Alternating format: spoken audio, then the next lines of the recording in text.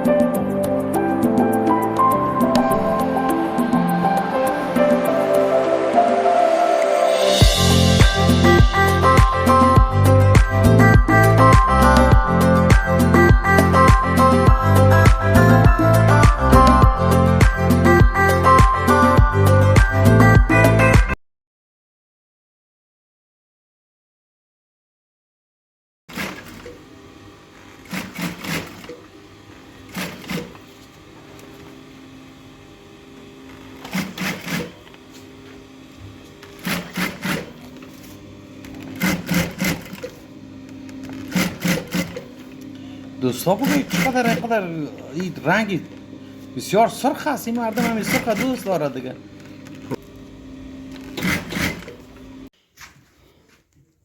این هم دوستا که کار ما نمکالا ماند اینجا. این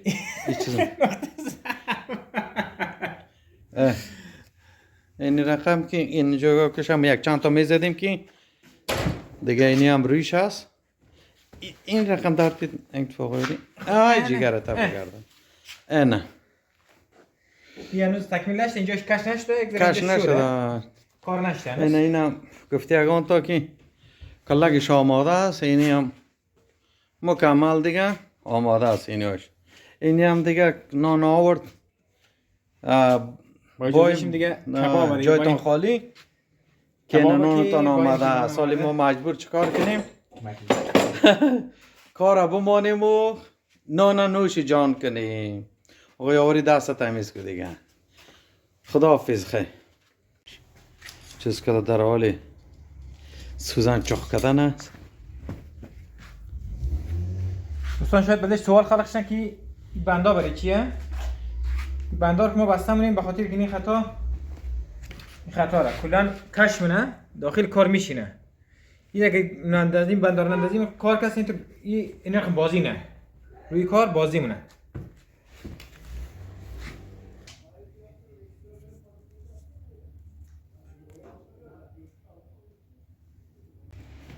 آره همانی دیگه این کار این شد، خلاص کار ازشی جمع شد.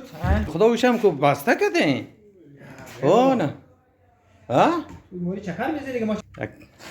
کم کم اجازه بده که اگه هوا بخوریم دیگه چیکار کنیم؟ ما کی گفتم نه دیگه خب.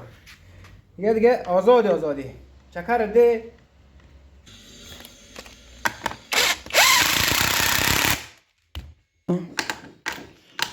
محکم کن که شو بقیده منی.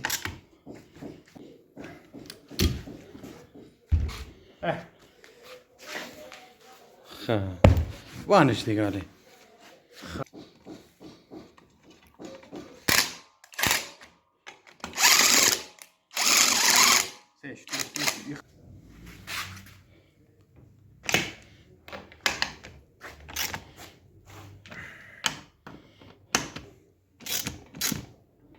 احتیاط که ورزشکار آدم هستیم بولتا نپرانی اینم برید بگیم.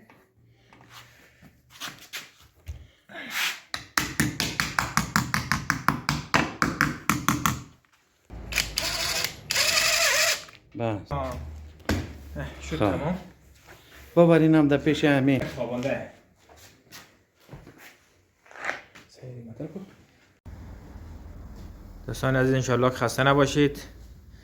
اینم کار ما تکمیل شد. صندلی یا چوکی ماشینی دوان یا شاهین میشه، درسته؟ هم ده شاهین میشه هم ده دوان میشه. آردوشی عینه همه فرق نداریش.